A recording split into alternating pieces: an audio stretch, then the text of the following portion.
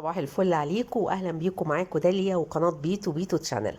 النهارده معانا وصفه جديده ولذيذه زي ما انتم شايفين كده. معانا الخرشوف.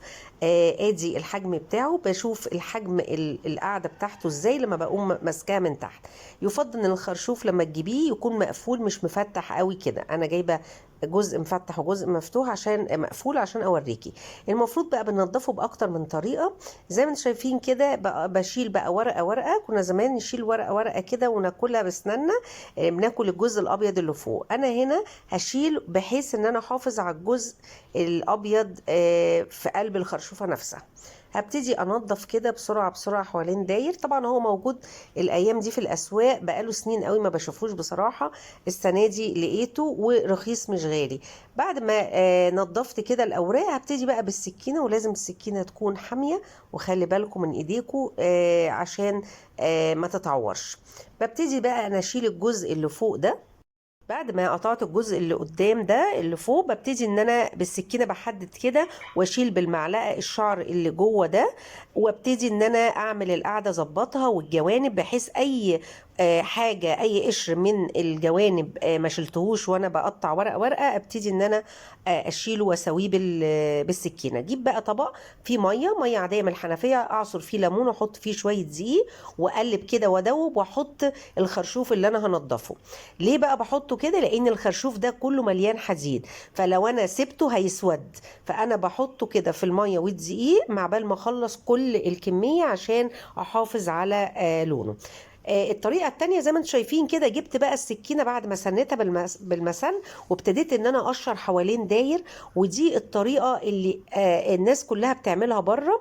بتبقى اسهل طريقه بدل ما نقطع ورقه ورقه. لا، بمسك كده بقطع القاعده وبقطع الحته اللي فوق واقوم مقطعه الجوانب زي البرتقانه بالظبط، اقشرها كلها. وخليكم معايا هقول لكم انهي طريقه كانت افضل في الاخر، مش من حيث السهولة، يعني من حيث حاجات تانية. تعالوا بقى بعد ما نضفت كل الكمية وهم نقعتهم في المية بالدقيق قلنا بالليمون، تعالوا بقى نشوف هنعمل ايه على البوتاجاز. يلا بينا نروح ونجهز الحلة بتاعتنا وفيها مية.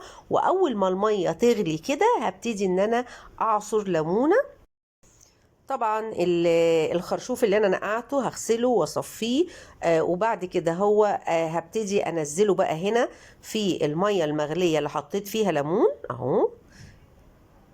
انا دلوقتي هسويه وهقول لكم وقت السوى وطريقه التسويه تبقى ازاي. المهم يكون الميه كده كتيره وهو غطسان كده في الميه. بصوا هسيبه بقى على البوتاجاز يستوي. هقول لكم الوقت اللي اخده قد ايه.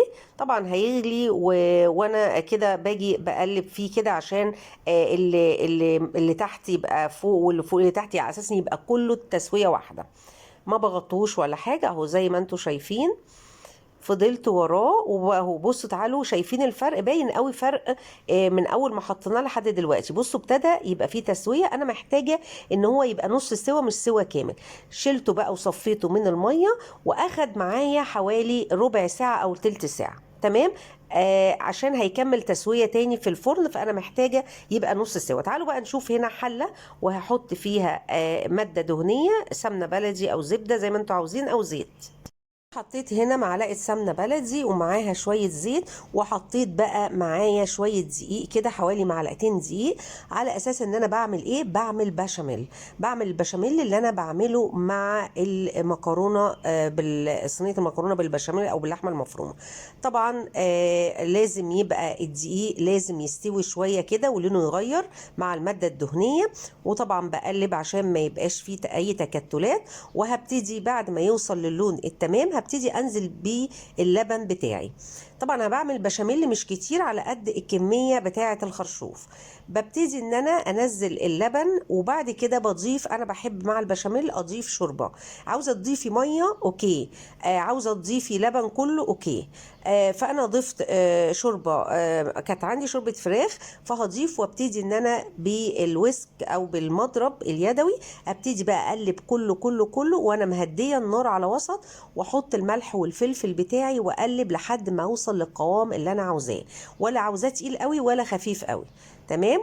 اهو شايفين قوام رائع جدا جدا. بشاميل سهل قوي قوي قوي. تمام. خلاص هرفع البشاميل بقى من على البوتاجاز.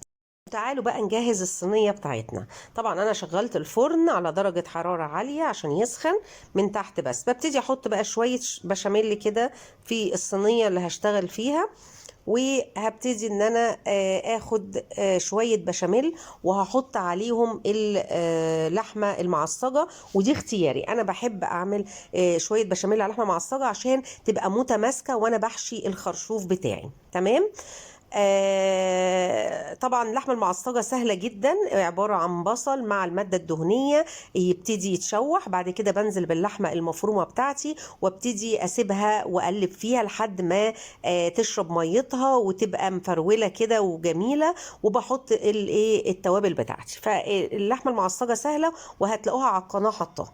بصوا بقى هنا بقى لما رصيت الخرشوف وجيت احط فيه اللحمه المفرومه بقى يتحط بسهوله، مش بيقعد بقى يقع مني ولا ينزل على الصينيه ولا لا. بصوا ماسك نفسه جميل ازاي. انا حطيت معلقتين بس بشاميل، يعني حاجه بسيطه.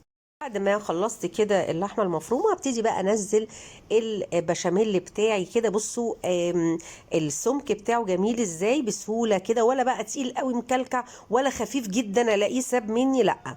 بصوا بغطي بقى بيه الوش بتاع كل خرشوفه اهو، شكله جميل جدا.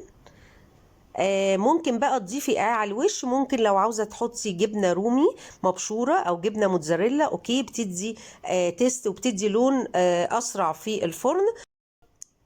انا حطيت البشاميل بس والحله بتاعتنا زي الفل. باقي البشاميل اللي باقي حطيته كده في الصينيه وهدخل على الفرن على طول.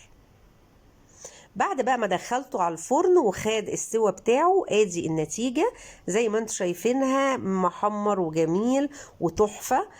وريحته خطيرة، شايفين بقى من عن قرب. لو كنت حطيتي الجبنة المبشورة سواء موتزاريلا او رومي او ميكس كانت هتدي لون اسرع واقوى، ولكن انا ما كانش عندي فانا اكتفيت بالبشاميل.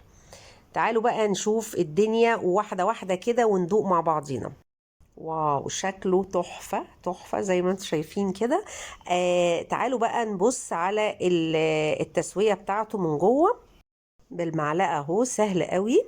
بصوا كمل تسوية طبعا في الفرن، طبعا مولع عاوزة اقول لكم. بصوا بقى كده هندوق. طعمه رائع جدا جدا، وطبعا فوائده قلت لكم كتيرة قوي. حدقه مظبوط. بصوا طعمه رائع جدا، مظبوط، خطير جدا جدا.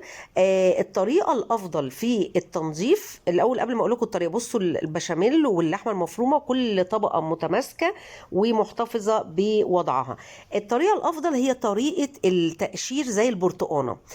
كل ما بتقشري الجوانب بيبقى افضل في الاكل، لاني الجزء او الواحده اللي انا ما قشرتهاش في الجوانب وقطعتها ورقه ورقه بتبان في الندغ، بتحس ان في تجليده وفي حاجه مش سلسه، وتحس ان انت محتاجه ان في جزء من القشور لازم تشيليه بعد ما تاكلي. فاهميني؟